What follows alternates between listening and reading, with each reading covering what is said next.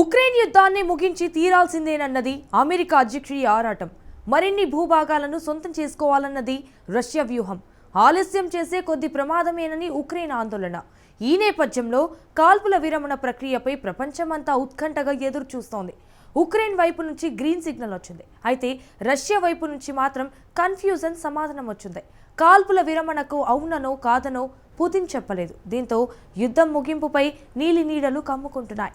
తమకు కొన్ని సందేహాలు ఉన్నాయని, వాటిని తీరిస్తేనే తాము పక్క సమాధానం చెప్తామని పుతిన్ స్పష్టం చేస్తున్నాడు. ఇంతకు పుతిన్ సందేహాలు ఏంటి? రష్యా అధ్యక్షుడి సందేహాలను ఎవరు తీరుస్తారు? యుద్ధంలో కాల్పుల విరమణ జరగకపోతే ఏమవుతుంది? Watch the story. శాంతి సంధికి పుతిన్ అంగీకరిస్తాడా? సంధి విషయంలో ఉక్రెయిన్ వర్షన్ ఏంటి? ట్రంప్ మాటతో పుతిన్ యుద్ధాన్ని ఆపేస్తాడా? కేజీబీలో 15 ఏళ్ల పాటు పనిచేస్తే కొన్ని విషయాలను నేర్చుకుంటారు.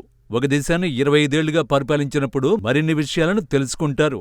ఆ విషయాలు ఏంటంటే ఎప్పుడు నిబద్ధత చూపించాలి, అదే నిబద్ధతను ఎప్పుడు ఆలస్యం చెయ్యాలి, దాన్ని ఎప్పుడు తిరస్కరించాలి అన్నవే. రష్యా అధ్యక్షుడు వ్లాదిమిర్ పుతిన్ తనకు ఉన్న ఆ అనుభవాన్ని ఉపయోగించుకుంటున్నాడు. ప్రస్తుతం ప్రపంచం మొత్తం ఆయన సమాధానం కోసం వేచి ఉంది. పుతిన్ కాల్పుల విరమణకు అంగీకరిస్తాడా లేదా అని ఉత్కంఠగా చూస్తోంది. ఇలాంటి సమయంలో సాధారణంగా ఎవరికైనా 2 ఆప్షన్లుంటాయి. ఒకటి అవును, రెండోది కాదు అనేవే ఆ ఆప్షన్లు. కానీ పుతిన్ మాత్రం 3వ ఆప్షన్ ఎంచుకున్నాడు. చాలా సింపుల్ గా బహుశా అనే ఆప్షన్ ఎంచుకున్నాడు. సింపుల్ గా చెప్పాలంటే కాల్పుల విరమణకు పుతిన్ అవునని అంగీకరించలేదు, అలాని కాదని తోసిపుచ్చను లేదు. అదే ఇక్కడ పుతిన్ వ్యూహం. అయితే కాల్పుల విరమణ ఆలోచనకు మాత్రం మద్దతిస్తున్నట్టు రష్యా అధ్యక్షుడు పేర్కొంటున్నాడు. ఇక్కడ కూడా కాల్పుల విరమణ అనే ఆలోచనకు మాత్రమే. అయితే పుతిన్ ఎందుకు ఇలాంటి సమాధానం చెప్పాడు అంటే రష్యా అధ్యక్షుడికి కొన్ని కీలకమైన సందేహాలు ఉన్నాయి. ఈ కాల్పుల విరమణ ఒప్పందాన్ని ఎవరు పర్యవేక్షిస్తారు, ఆ తర్వాత ఏం జరగబోతున్నది అనే అంశాలపై అమెరికా నుంచి క్రెమ్లిన్ బాస్ స్పష్టత కోరుతున్నాడు. శత్రుత్వాన్ని వదిలేయాలన్న ప్రతిపాదనల్ని తాము అంగీకరిస్తున్నామని పుతిన్ తెలిపారు. కానీ దీర్ఘకాలిక శాంతికి ప్రయత్నించాలన్నారు. ఈ సంక్షోభానికి అసలు కారణాల్ని పరిష్కరించేలా ఉండాలని పుతిన్ సూచించారు. అప్పుడే శాంతి ఒప్పందంలో ముందుకు సాగే అవకాశం ఉందని రష్యా అధ్యక్షుడు స్పష్టం చేశాడు. అమెరికా భాగస్వాములతో చర్చించాల్సి ఉందని క్రెమ్లిన్ బాస్ వెల్లడించాడు. అమెరికా అధ్యక్షుడు ట్రంప్తో ఫోన్ కాల్లో చర్చించాలనుకున్నాడు.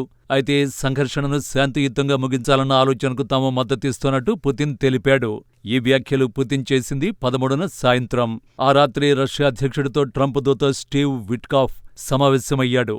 ఆ తర్వాత 14న తిరిగి వాషింగ్టన్కు వెళ్లిపోయాడు. అతడు పుతిన్ సందేశాన్ని ట్రంప్కు అందజేశాడు.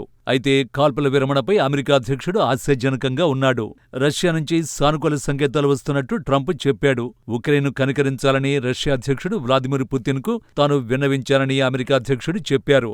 యుద్ధంలో ఉక్రెయిన్ పరిస్థితి దారుణంగా ఉందన్నారు. పుతిన్ కనికరించకపోతే రెండో ప్రపంచ యుద్ధం తర్వాత జరిగే అతి దారుణమైన ఊచకొతగా ఇది మిగిలిపోతుందని అన్నారు. రష్యా నుంచి సానుకూల సంకేతాలు వస్తుండటంతో త్వరలో యుద్ధం ముగిసే అవకాశం ఉందని ట్రంప్ ఆశాభావం వ్యక్తం చేశాడు. సో బాల్ ఇప్పుడు పుతిన్ కోర్టులో ఉందన్నమాట. పుతిన్ కాల్పుల విరమణపై పలు ప్రశ్నలు సంధిస్తున్నారు. ఈ సంధి దేనికి ఉపయోగపడుతుంది?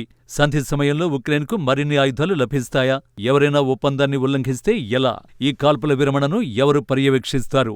ఈ ప్రశ్నలకు సమాధానం లభించే వరకు యుద్ధాన్ని ఆపేందుకు పుతిన్ అంగీకరించే సమస్య లేదు. అయితే ఈ ప్రశ్నల వెనుక పుతిన్ అంతిమ లక్ష్యం ఏమిటి? రష్యా అధ్యక్షుడు ఎక్కువ సమయం తీసుకుంటున్నాడా, లేక నిజంగానే పుతిన్ స్పష్టత కోరుతున్నాడా అన్నది తెలియాల్సి ఉంది. కానీ పుతిన్ కావాలని ఆలస్యం చేస్తున్నట్టు ఉక్రెయిన్ నమ్ముతున్నది. తాజాగా దేశాధ్యక్షుడు జెలెన్స్కీ ఓ ప్రకటన విడుదల చేశాడు. పుతిన్ నేరుగా ట్రంప్కు కాల్పుల విరమణకు నో చెప్పలేడని జెలెన్స్కీ వివరించాడు. నెమ్మదిగా ఈ ఒప్పందాన్ని తిరస్కరించేందుకు పుతిన్ రంగం సిద్ధం చేసుకుంటున్నట్టు ఉక్రెయిన్ అధ్యక్షుడు ఆరోపించాడు. పుతిన్ తన మాటలతో కన్ఫ్యూజ్ చేసినట్టు విమర్శించాడు. వాస్తవానికి కాల్పుల విరమణను తిరస్కరించేందుకే పుతిన్ సిద్ధమవుతున్నట్టు స్పష్టం చేశాడు.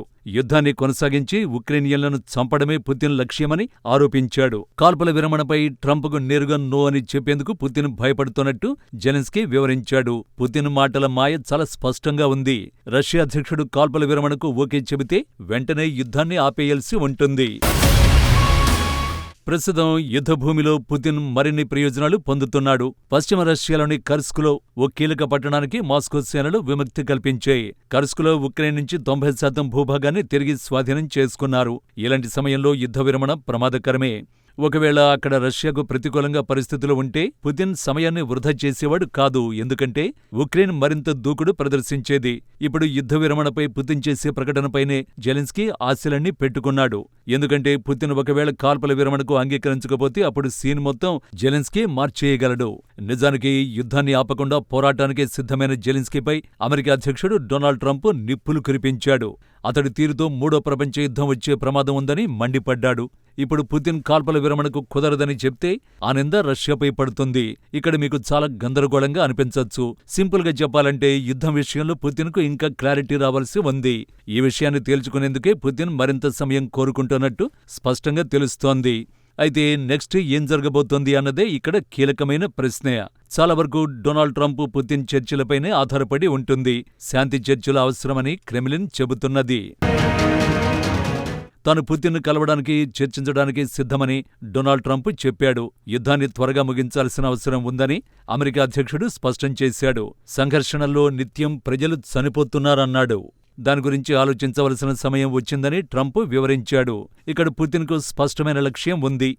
గతంలో ట్రంప్తో రష్యా అధ్యక్షుడు ఫోన్ కాల్ మాట్లాడినప్పుడు పరిణామాలు చాలా వేగంగా జరిగాయి. కొన్ని రోజుల్లోనే అమెరికా, రష్యన్ అధికారులు సౌదీ అరేబియా రాజధాని రియాద్లో కలిశారు. ఉక్రెయిన్ యుద్ధాన్ని ముగించడంపై చర్చలు జరిపారు. ఈసారి కూడా వ్లాదిమిర్ పుతిన్ అమెరికా అధ్యక్షుడితో ఫోన్ కాల్లో మాట్లాడాలని ఆశిస్తున్నారు. మళ్లీ శాంతి ప్రక్రియను వేగవంతం చేయాలని కోరుకుంటున్నారు. అయితే ఆ తర్వాత ఏం జరుగుతుందో మనం ఊహించలేం. కానీ ఇక్కడ ఖచ్చితంగా చెప్పగలిగే విషయం ఒకటి ఉంది. ఉక్రెయిన్ కాల్పుల విరమణ అన్నది ఎంత ఈజీ మాత్రం కాదు. ఎందుకంటే ఉక్రెయిన్ వార్ గేమ్లో చాలా మంది ఆటగాళ్లే ఉన్నారు. కీలకమైన ఆటగాళ్లు రష్యా, ఉక్రెయిన్. వాటికి మించి ఇందులో యూరప్తో పాటు బ్రిటన్, అమెరికా దేశాల పాత్ర కూడా యుద్ధంలో ఉంది. ఇవన్నీ శాంతి ప్రక్రియకు సంక్లిష్టతలను మరింతగా పెంచుతాయి.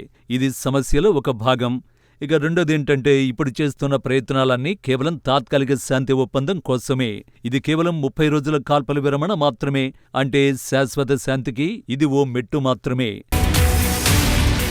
నిజానికి 30 రోజుల శాంతి ఒప్పందానికి ఇరువైపుల నుంచి అంగీకారం రావడం లేదు. నిజానికి డ్రోన్లు, రాకెట్లు, క్షిపణులతో దాడులు ఆపాలని ఉక్రెయిన్ అధ్యక్షుడు జెలెన్స్కీ కోరుతున్నాడు.